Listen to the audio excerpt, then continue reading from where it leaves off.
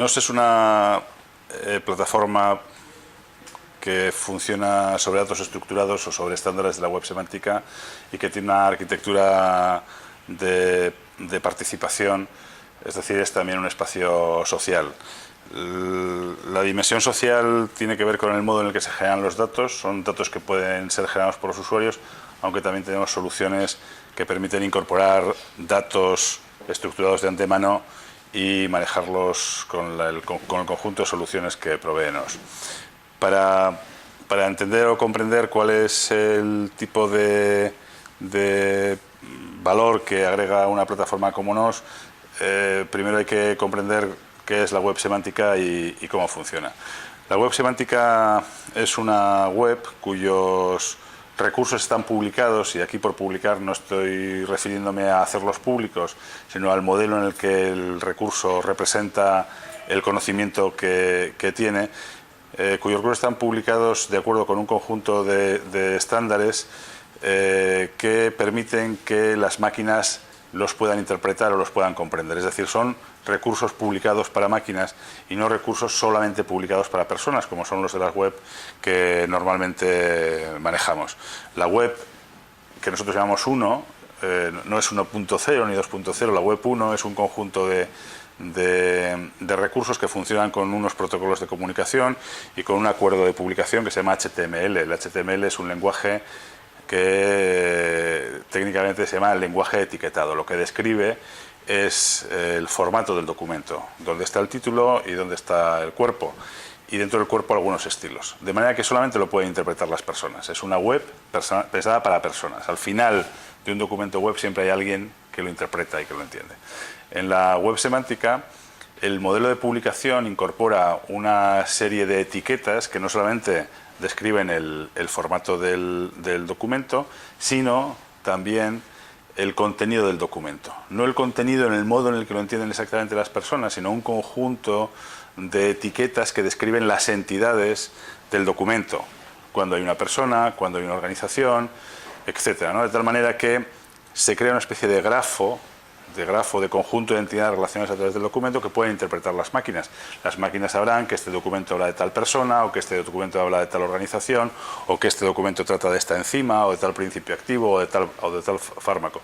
De tal manera que después pueden realizar un conjunto de operaciones que tienen que ver fundamentalmente con cómo se recupera la información, cómo se busca la información, cómo se puede relacionar o enlazar la información entre sí y cómo se puede enlazar la información con los intereses de las personas. Estas son las grandes aplicaciones de la web semántica.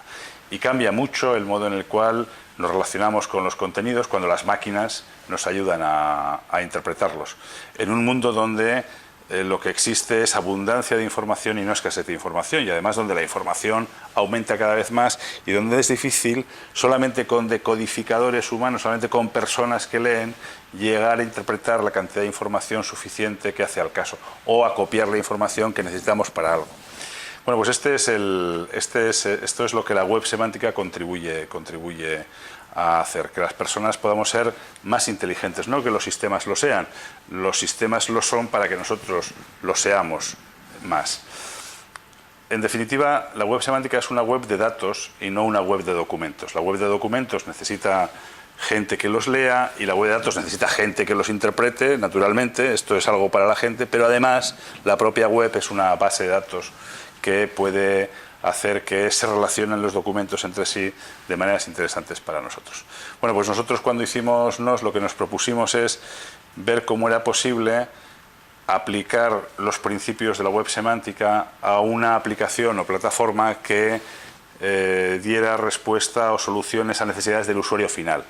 Por tanto, no es un proyecto de computación, no es un proyecto solamente de datos, no solamente generamos conjunto de datos expresados de acuerdo con lo que la web semántica es, sino que pensamos desde el principio cómo se podían aplicar todo ese tipo de soluciones a necesidades de distintos segmentos.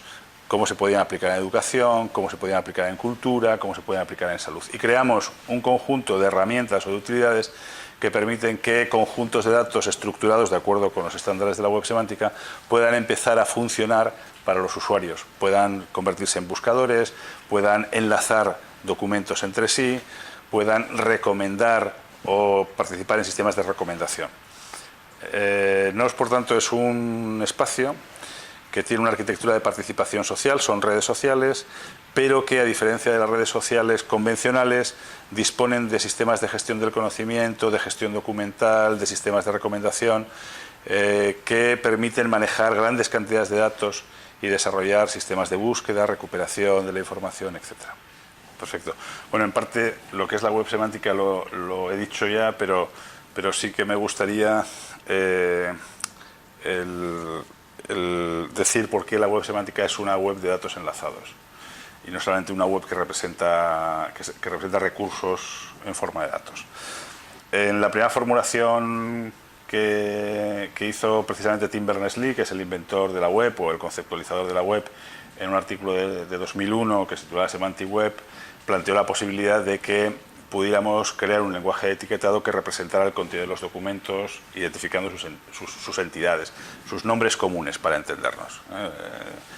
Persona, lugar, en fin, ese tipo de cosas, ¿no? Enzima, proteína, lo que queréis pensar.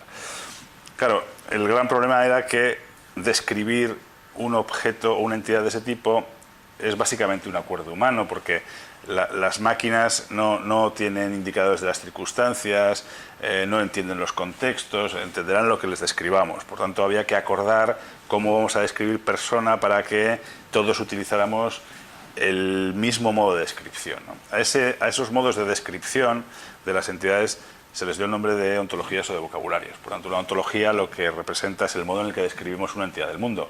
Una entidad general, pues persona, lugar, etc. Ese es un trabajo muy pesado y un trabajo en buena parte académico, con muchas disquisiciones de índole casi filosófica o sociológica o cosas de este estilo. A partir de mediados de la década del 2000 se empezaron a concebir de una manera más explícita aplicaciones que tuvieran que ver con este modo de representar el conocimiento de nuestros documentos, aquello que estaba dentro del documento. Y empezó a hablarse de una propiedad de este modo de representación, que es el hecho de que los datos, en la medida en que son datos que saben lo que son, podían enlazarse con sentido con datos que estuvieran en otros documentos, creando una especie de hilo o de grafo que nos permitiría ir navegando a través del conocimiento distribuido en miles, eventualmente en millones de documentos. Y eso se llamó link data, datos enlazados. Y datos enlazados expresa lo que es la web semántica desde el punto de vista de lo que es posiblemente su aplicación más grande, que es convertir la web de datos en una web que funciona como una base de datos que permite recuperar la información desde puntos de vista completamente diferentes, desde intereses completamente diferentes. Si queréis, os ejemplifico esto de alguna manera, ¿no? ¿Qué tipo de entidades están descritas en web semántica? Pues aparte de personas o de lugares, podéis imaginar recurso digital, obra de arte, documento que está en un archivo, o incluso una enzima o una proteína o otro montón de entidades. Imaginemos una obra de arte de un museo que está descrita de acuerdo con estándares de web semántica o con un vocabulario estándar que describe obras de arte. Bueno, la obra de arte sabe su nombre y sabe que su nombre es el nombre de una obra de arte. O sea, no es como en un recurso que decodifica un humano, que el humano sabe que este es el título de la obra de arte, Las Meninas, y que este es Velázquez, pero el documento no sabe nada de sí mismo. En el documento que está expresado con estándares de web semántica, el documento sabe que este es el título y que este título pertenece a una obra de arte y que el autor de esa obra de arte es, por ejemplo, Velázquez. Bueno, imaginemos una unidad didáctica, por tanto, un recurso digital pensado para educar, en este caso a niños, que habla de Velázquez y sabe que Velázquez es una persona que está descrita con un estándar que permite identificarlo como persona, y también en el otro lugar sabemos que Velázquez, al ser un autor, es una persona. Podemos ligar los dos Velázquez y deducir que Las Meninas es una obra de Velázquez que le puede interesar al niño. Mira, Velázquez, por ejemplo, hizo Las Meninas, y le podemos poner como contexto de esa unidad didáctica Las Meninas.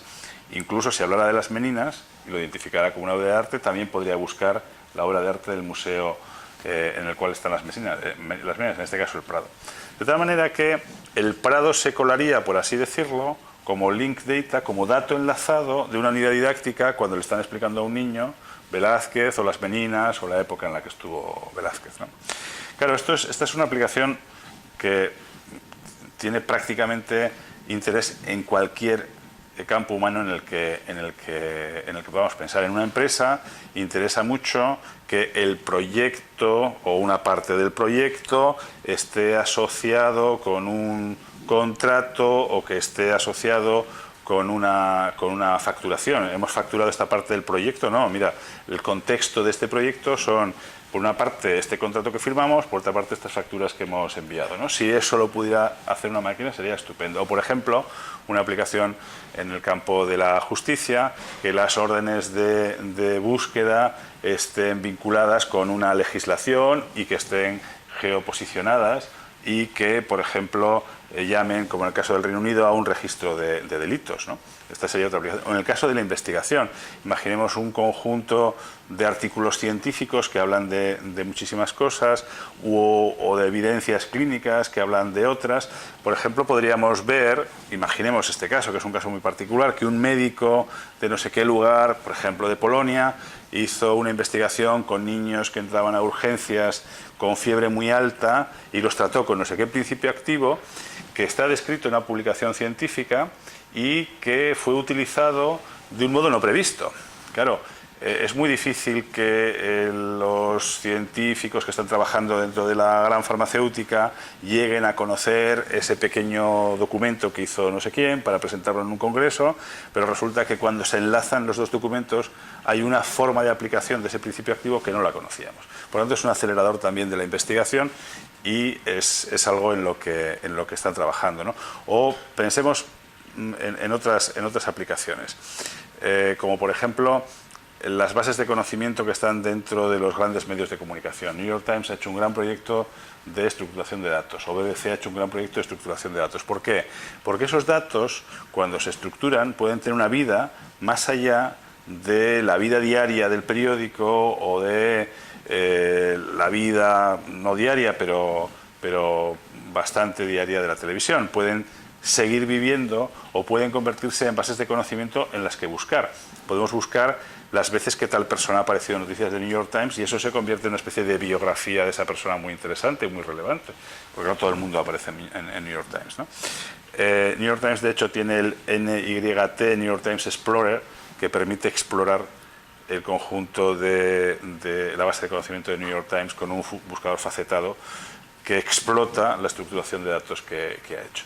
Bueno, el enlazado de datos, por tanto, cuando dispones de la plataforma para poder hacerlo de una forma sencilla, es una aplicación de una enorme potencia prácticamente en cualquier campo de interés y de actividad humanas. ¿Por qué se plantea este proyecto en España? Es una pregunta cuya respuesta ignoro, pues no puedo ser de ningún otro sitio. Por tanto, el hecho siempre tendrá una explicación, en todo caso, más bien biográfica. Y la cuestión es por qué se nos ocurre o por qué en particular se me puede ocurrir alguna de las cosas que después han dado lugar a este proyecto. Durante bastante tiempo yo creo que la web semántica se ha percibido, y quizá también ha sido, de esto ya no estoy tan seguro, pero desde luego sí que se ha percibido como una promesa incumplida, en parte porque la propia formulación del proyecto en el imaginario colectivo era muy ambigua. Por web semántica creo que la mayor parte de la gente, si se le preguntara, quizá entendería algo parecido a una web que puede relacionarse con nosotros tal y como nosotros nos relacionamos entre nosotros, ¿no? Y la web semántica no tiene mucho que ver con esto, yo diría que no tiene nada que ver con esto. El proyecto de web semántica no es un proyecto de inteligencia artificial, tampoco la web semántica es un proyecto de procesamiento del lenguaje natural, aunque puede incorporar elementos de procesamiento del lenguaje natural. La web semántica es básicamente un proyecto de codificación y de representación formal del conocimiento a través de las entidades que participan en los recursos que generan las personas. Y esto tiene un alcance quizá mucho más limitado que lo que la imaginación de la gente puede producir, pero también cuando se aplica de manera continuada pues tiene unas explotaciones muy, muy poderosas, ¿no? Entonces el proyecto Web Semántica, en cierto modo, desde el punto de vista académico, pues ha emergido o ha tenido personas que lo han seguido en muchos lugares, y hay muchas universidades y algunas españolas que han participado en ese proyecto, y algunas de ellas de manera también muy pionera, ¿no? Quizá la diferencia fundamental entre lo que nosotros hemos hecho y otros proyectos de web semántica es el hecho de que desde el principio nos planteamos el construir una aplicación comercial y comercializable que funcionara sobre el conjunto de principios que informaban el proyecto web semántica, y que pudieran ser percibidos por los usuarios como un valor añadido con cierta facilidad, sin grandes explicaciones.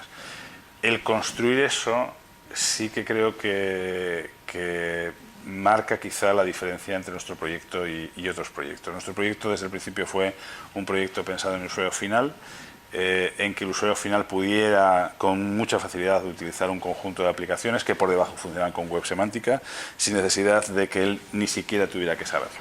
Y el expresar tecnológicamente eso creo que tiene cierta dificultad, o que a nosotros por lo menos nos ha costado, y que si tenemos un valor yo lo residenciaría ahí.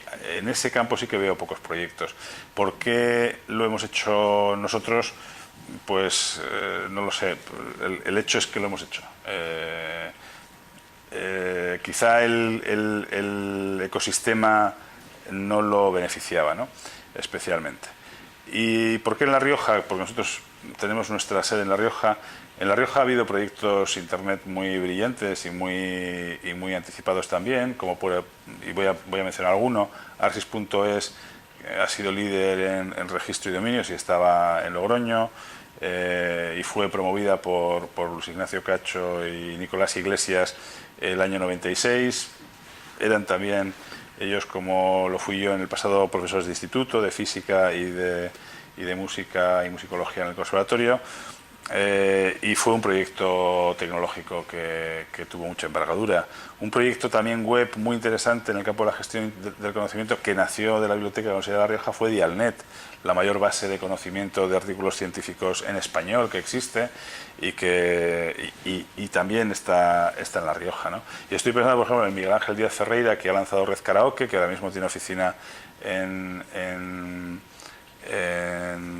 creo que en San Francisco, pero no estoy muy seguro, que también es un proyecto que ha nacido en La Rioja. Quiero decir que quizás se pueda pensar que hay un cierto ecosistema, no sé si informal o por lo menos de personas que sí que han hecho cosas en la web, pero tal vez, dado que los ecosistemas no son ni obvios, ni grandes, ni muy visibles, tenga que ver con ideas que uno se pone a desarrollarlas y poco a poco van dando un fruto, ¿no?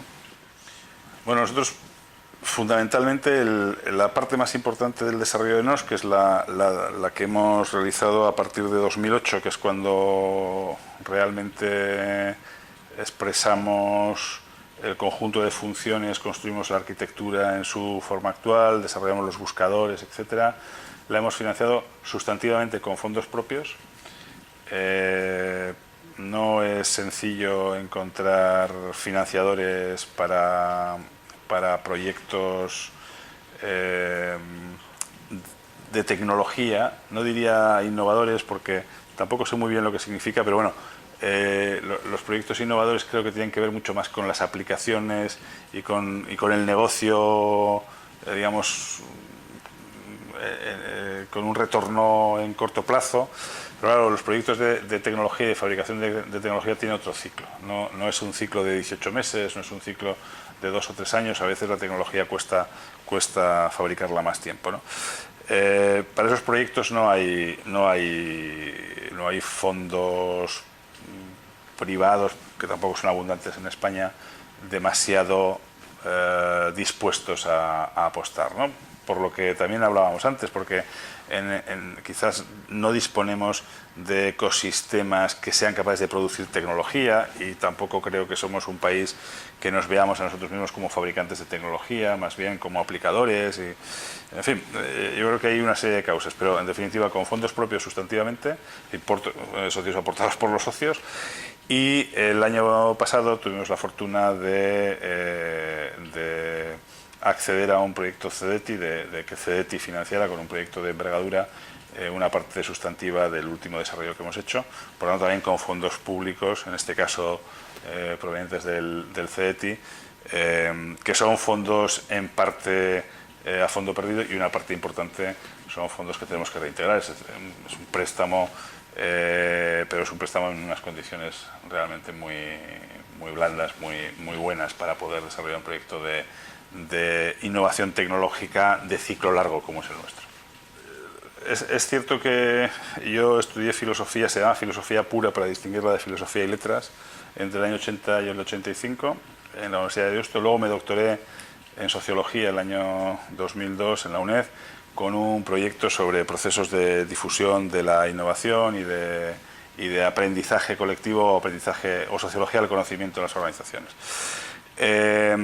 Y que NOS es una expresión de un conjunto de intereses que tienen que ver con lo que estudié, tienen que ver con lo que después investigué para hacer la tesis, con mi interés por la educación y los modos en los que aprendemos las personas, y por la manera en la que la tecnología puede colaborar en que las personas aprendamos más eficientemente y nos relacionemos de un modo más interesante o más intencional, ¿no? Más finalista. Yo me siento una persona muy afortunada por muchas razones, ¿no? Pero una de ellas es porque en cierto sentido hice lo que quise.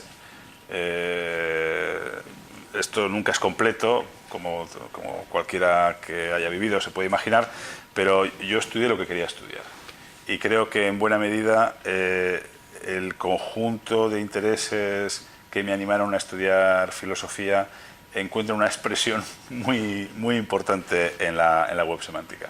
Uno de los grandes campos de la filosofía tiene que ver con la filosofía del lenguaje, y también con, y esto es una parte muy antigua de la filosofía, con lo que se llama ontología, es decir, el conjunto de pensamiento técnico, porque la filosofía es una técnica del pensamiento que se ocupa de describir las entidades que forman nuestro mundo. Exactamente eso es lo que estamos haciendo en web semántica, pero utilizando lenguajes formales y acuerdos humanos para hacer más eficiente el modo en el que nuestros sistemas pueden entender lo que producimos y pueden relacionarlo. Por lo tanto, hay una relación íntima entre ambas cosas, ¿no? La segunda cuestión tiene que ver con otros intereses que también en mi caso fueron intelectuales, pero que necesitaban una aplicación, que es de qué manera este conjunto de tecnologías no nos vale únicamente para describir el mundo de manera que también lo entienda nuestro sistema, sino contribuye a hacer más rápidos, más accesibles finalidades que son puramente humanas, como que aprendamos más rápido que nuestra competencia, que seamos más eficientes investigando que el otro grupo de investigación, que consigamos antes desarrollar este principio activo que los demás, que nuestros chavales en los coles disfruten de un acceso más rápido a recursos educativos de calidad. Esas son preguntas que tienen que ver con nuestra naturaleza humana más profunda.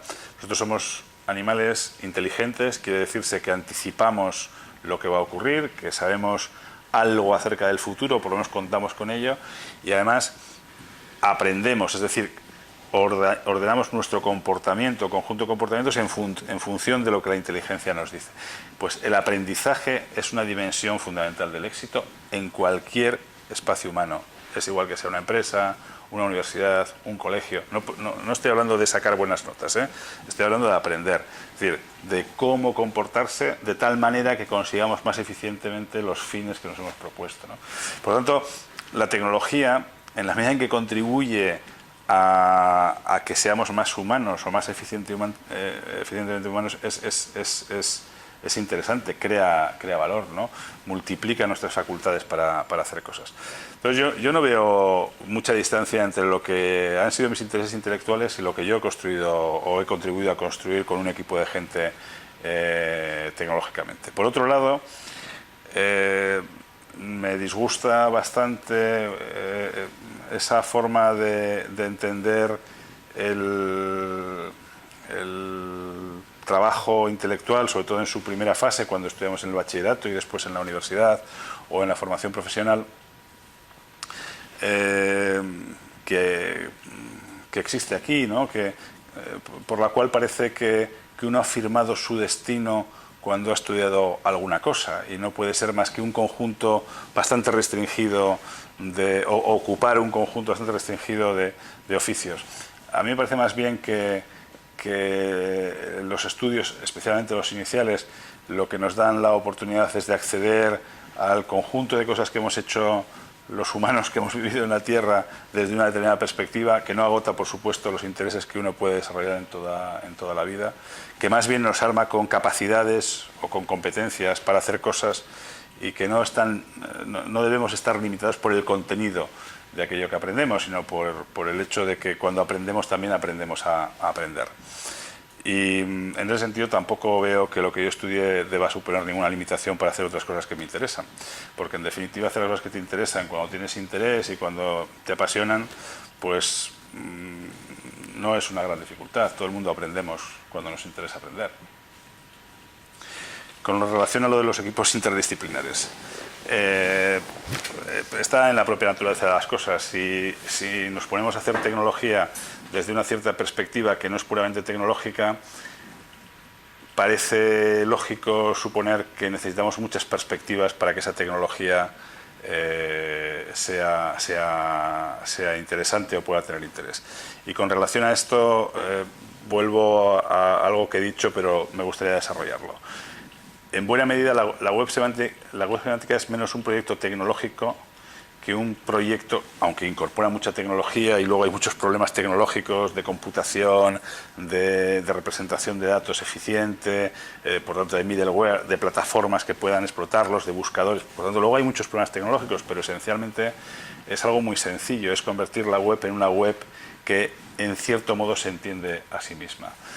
Y en ese entenderse a sí misma no hay algo que los recursos digitales o los recursos que nosotros hemos puesto en la web pueden hacer sin ayuda de las personas. Son las personas las que van a contribuir con su inteligencia a que esos recursos sean más inteligentes. Y hace falta muchas perspectivas diferentes. Hace falta gente que conozca el arte, químicos que conozcan a fondo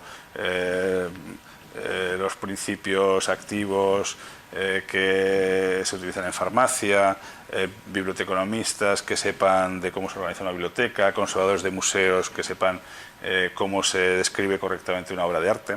Por lo tanto, todo lo que necesita la web semántica está antes en personas que lo pueden ir, entre comillas, donando mediante mediadores tecnológicos. Por lo tanto, es necesariamente un proyecto que necesita disciplinas variadas. Con relación a Open Data y Link Data, sí que sería interesante hacer algunas precisiones. Cuando se habla de Open Data, hay, yo creo que dos aproximaciones diferentes.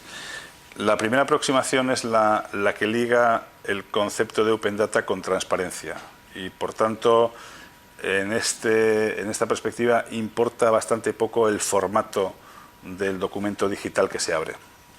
Y es lo que quizá de manera más general entiende la gente por Open Data, que se abran datos y que esos datos contribuyan a hacer transparente el campo de la política, etcétera, ¿no? Si además de abrir los datos, los abrimos de acuerdo con un formato específico, un formato de publicación específico, que es lo que llamamos link, y en este caso sería link open data, entonces lo que podemos hacer es que los datos que se abren sean reutilizables por terceros, porque están abiertos de acuerdo con los estándares, en este caso de la web semántica. Esto, aparte de los beneficios que pueda tener desde el punto de vista de la transparencia, lo que tiene es el potencial de generar economía alrededor de los datos. Y esta es una cuestión muy interesante, porque los datos pueden ser el fuel, pueden ser la gasolina de todo un sector económico que pueda realizar explotaciones sobre ellos.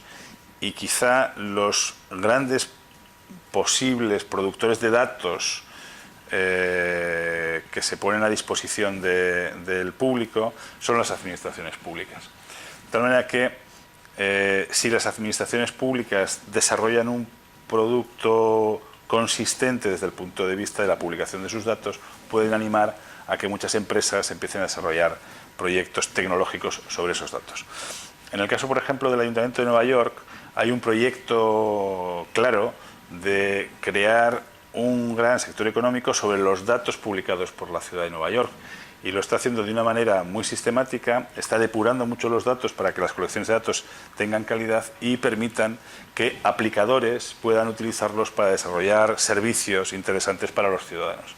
Ese concepto es el concepto de Open City, que es una ciudad que es inteligente, no porque los sistemas vayan haciendo inteligencia sobre los datos para los decisores, sino porque los datos están a disposición del público y fundamentalmente de unos mediadores entre el público y los productores originales de los datos que permiten desarrollar aplicaciones y servicios sobre ellos. Y eso de una manera muy distribuida. Si tienes muchos datos, el potencial de crear sectores económicos que los exploten es muy alto. Para ello hace falta una cierta conciencia en nuestros administradores, que no solamente tienen que entender que hay que abrir los datos, sino que hay que abrirlos de acuerdo con un formato y en unas condiciones tales que permitan una explotación interesante. Por lo tanto, hay que depurarlos. Ese trabajo de publicación de datos creo que sería uno de los grandes trabajos que puede hacer la Administración para crear economía. Cuando concebimos NOS, lo concebimos con una plataforma muy horizontal que va a necesitar, y de hecho estamos trabajando en algunos desarrollos en este sentido, muchos desarrollos verticales, mucha especialización en función de segmentos que tienen intereses muy específicos. Además, en la medida en la que nuestra plataforma puede alojar conjuntos de datos y rápidamente activarlos con usos de interés para el público, como buscadores, etcétera, pues mucha gente que disponga de datos o que disponga de un negocio que funcione sobre datos puede utilizar nuestra plataforma, que además la concebimos de esa manera, para desarrollar sus propios negocios. Y los desarrolladores pueden utilizarla para desarrollar a partir de ella soluciones que pueden tener un ámbito de aplicación más especializado del que nosotros proponemos. En general, en lo fundamental, nuestra arquitectura provee de un conjunto de soluciones horizontales, buscadores, generadores de contextos, entornos de trabajo que después se pueden tunear, personalizar, aplicar en función de los distintos sectores. Esto no es demasiado frecuente en el ámbito de la web semántica, por lo menos hasta ahora, donde las soluciones, como decía antes, para el usuario final no son demasiado frecuentes. Creemos que es una oportunidad para la gente que quiere hacer cosas utilizando datos. Antes he hecho la distinción entre Open Data y Link Open Data. Yo creo que el Link Open Data sí que va a cambiar el modo en el que nos vamos a relacionar, porque hay muchísimas cosas, muchísimo conocimiento oculto en relaciones entre datos que todavía no hemos hecho, que puede emerger, y eso tiene un impacto potencial pues muy grande, ¿no? Por ejemplo, el modo en el que podemos ver una ciudad con los datos enlazados entre sí y no con los datos asilados, porque ahora en la mayor parte de las ciudades los datos de un ayuntamiento están en un conjunto de silos o de bases de datos que no están enlazadas entre ellos. Ahí hay explotaciones enormemente interesantes, ¿no? En investigación, pues lo he mencionado antes, o en arte, cuando he puesto algunos de los ejemplos. Eso va a cambiar el modo en el que vemos las cosas, y además nuestra impresión es que lo vamos a ver relativamente rápido. Es decir, que la generación de datos se está produciendo cada vez de una manera más acelerada y con más calidad. Hay grandes sectores que están ya trabajando claramente en la dirección de estructurar el conjunto de datos del sector. Estoy pensando, voy a poner algunos casos, ¿no? Lo que son los grandes publicadores. Elsevier, que es una de las principales editoriales que atesora una gran parte de nuestro conocimiento, porque dispone de una enorme cantidad de artículos científicos, está estructurando todos sus datos. O Pearson, ¿no? Que es una de las grandes editoriales también, ¿no? Las grandes farmacéuticas están trabajando con datos estructurados ya, ¿no? Los grandes medios de comunicación como BBC o como New York Times, pero también otros, ¿no? Como el Tribune de Chicago, en fin, hay ahora mismo 50 o más medios de comunicación en Estados Unidos trabajando en este sentido, también en Europa, fundamentalmente en Reino Unido, que es donde más fuerza tiene todo este movimiento. Las administraciones están publicando de una manera muy consistente con formato de datos estructurados, especialmente, como decía, en Estados Unidos o Reino Unido. Las grandes industrias de la cultura, que este es uno de los grandes silos de potencial negocio, museos, archivos, bibliotecas, están empezando a estructurar sus datos. Hay un gran proyecto europeo que, bajo el paraguas de Europeana, anima a todas las industrias de la cultura a publicar sus datos de acuerdo con estándares de la web semántica. Las universidades empiezan también a publicar el producto universitario con datos estructurados, y en la empresa privada hay un gran movimiento por no tanto crear datos abiertos, porque son datos de su empresa, como datos estructurados enlazables con datos de terceros, ¿no? Y que para que de esa manera el negocio pues vaya más rápido, ¿no? Por tanto, hay un movimiento que lo que nosotros observamos es que se está acelerando mucho en el último año y medio, y que con toda probabilidad se va a acelerar aún más en los próximos años. De tal manera que sí que probablemente veamos que una buena parte de la web, no digo toda la web, pero sí que una buena parte de la web cada vez más va a funcionar con datos estructurados por debajo. Internet ya está jugando un papel en la constitución de un cierto mundo. Nuestro mundo ya no solamente es el mundo de nuestras relaciones más próximas, ni tampoco es un mundo solo constituido por naciones. Hay intereses mucho más transversales y mucho más globales que se pueden expresar a través de Internet. De todos modos, no tengo muy claro, y nosotros hemos construido una aplicación que permite construir redes sociales, que realmente los grafos digitales y los grafos no digitales sean dos cosas demasiado diferentes. Creo que hay un mundo de relaciones que necesita cierta continuidad en los dos espacios, ¿no? Pero dicho esto, la impresión que da es que la política es una dimensión fundamental de la construcción del espacio humano, y que Internet puede ser una herramienta que se puede utilizar políticamente, pero la política al final crea espacios de libertad o espacios de transparencia o espacios de convivencia, o las condiciones para que esas cosas ocurran, y que Internet puede colaborar en hacerlo mejor, o que se construyan más rápido, pero que la política es la herramienta fundamental que los humanos nos hemos dado para la construcción de nuestro espacio público, y en ese sentido Internet no puede sustituirla. Y estamos viendo que hay países que siguen disfrutando de magníficas condiciones de convivencia y de desarrollo personal y colectivo basados en en construcciones políticas muy abiertas, y otros países que siguen padeciendo situaciones muy dramáticas, viven bajo dictaduras muy duras o bajo condiciones políticas poco saneadas en general, ¿no? Por tanto, no creo que Internet pueda sustituir el trabajo de la política.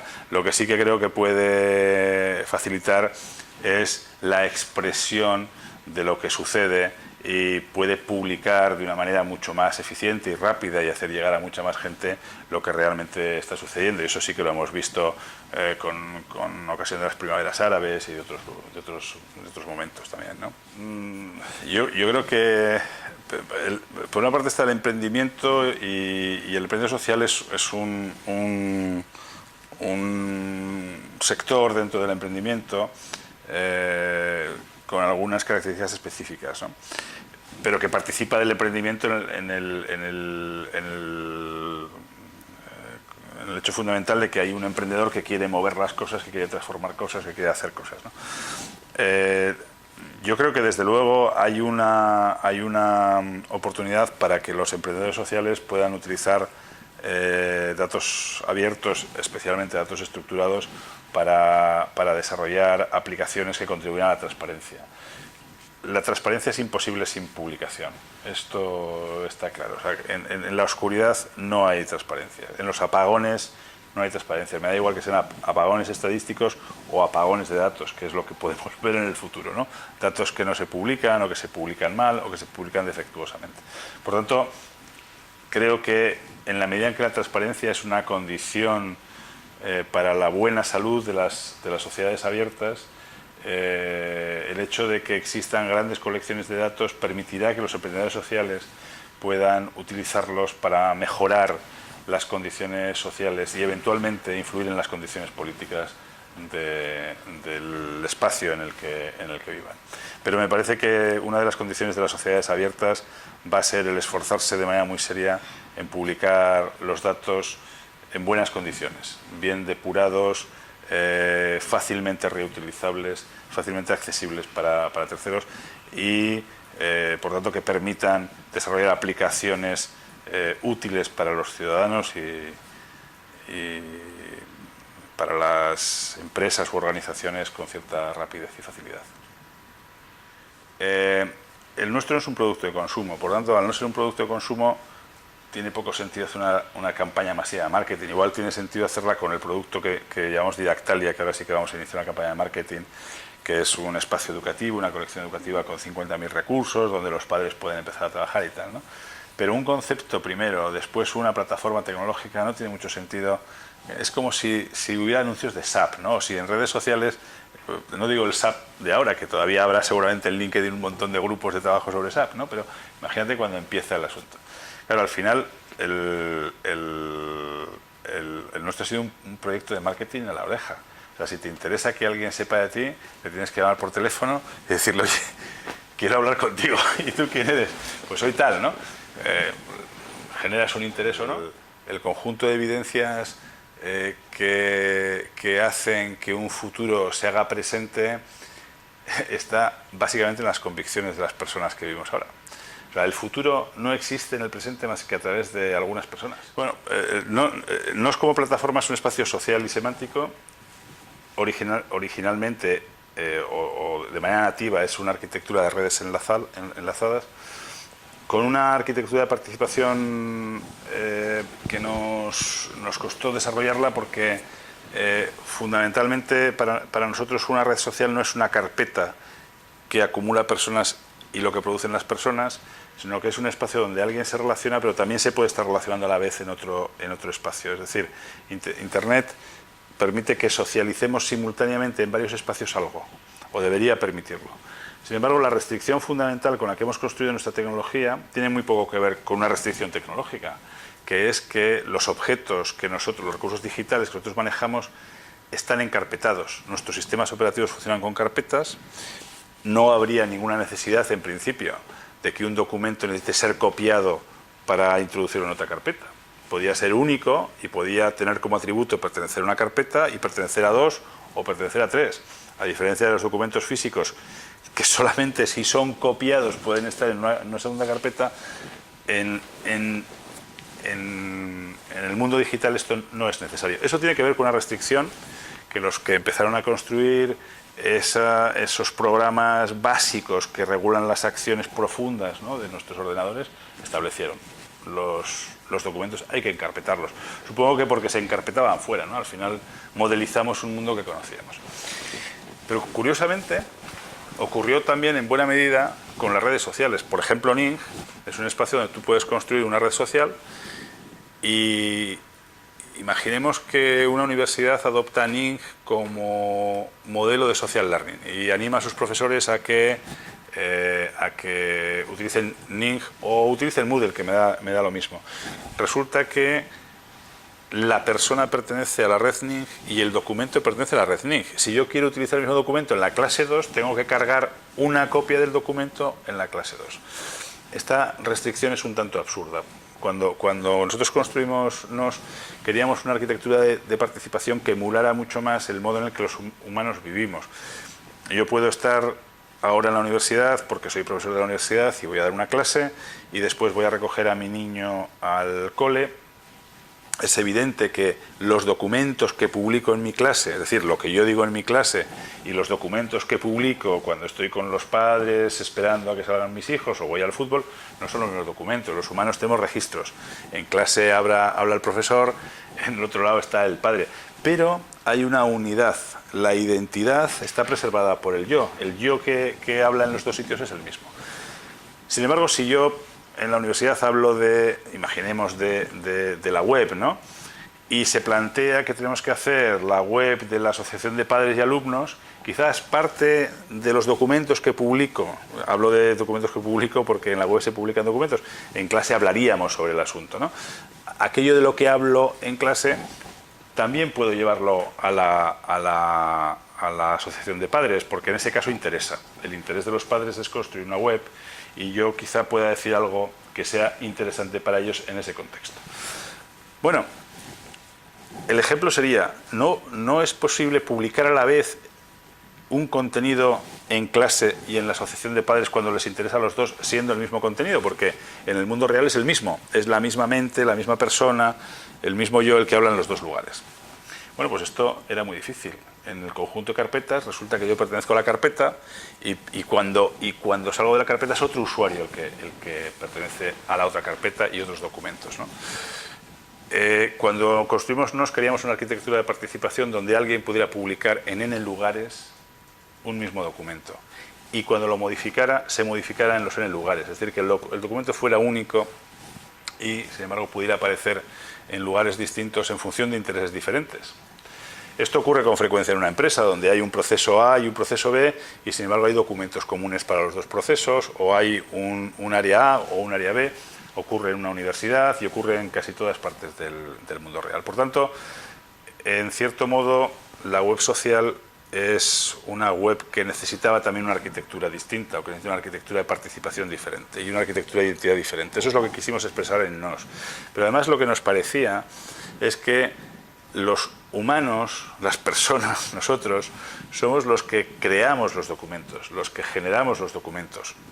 Originalmente, luego se pueden acumular en muchos lugares, ¿no?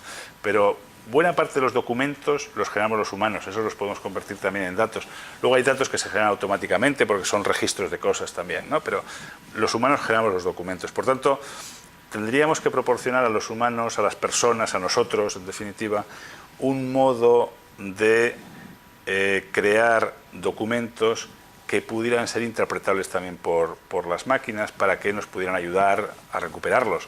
¿Qué es lo que ocurre en una red social cuando se van intercambiando muchos documentos? Que son difíciles de recuperar, que viven en un estado de actualidad. Vamos intercambiándonos cosas, ¿no? Es difícil de recuperar nuestros documentos de nuestro propio correo electrónico. Cuando las personas necesitamos que las máquinas nos ayuden o deberían ayudarnos a recuperar, que lo que producimos también se convierta en memoria, porque en la memoria siempre hay conocimiento y siempre lo queremos reutilizar. Este es, digamos, la gran paradoja de las redes sociales, que contribuyen a la conversación, al buzz, ¿no?, al ruido, pero no contribuían demasiado a la memoria. Y sin embargo, una empresa es memoria, una universidad es memoria, casi todas las organizaciones humanas que persisten en el tiempo son memoria y utilizan su memoria para construir el futuro. Claro, si no, no habría archivos documentales, no habría museos, no habría nada de todo esto. ¿Cómo construimos? Porque nosotros no queríamos hacer una red social generalista, las pensamos para funcionar en universidades o para funcionar en empresas. ¿Cómo podemos hacer que lo que producen las personas en su trabajo se convierta en memoria para el grupo y permita a las personas del futuro construir sobre lo que hemos hecho?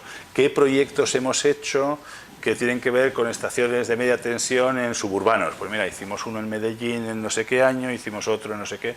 Claro, esa memoria no puede estar solo en una o dos personas que pueden cambiar de empresa, sino que debería estar en algún lugar del cual las personas del futuro pudieran recuperarla con facilidad, ¿no? Esta era un poco la visión que nosotros teníamos cuando hicimos NOS. Por lo tanto, era un espacio de redes sociales y de publicación para las personas, que además tenía estas características o propiedades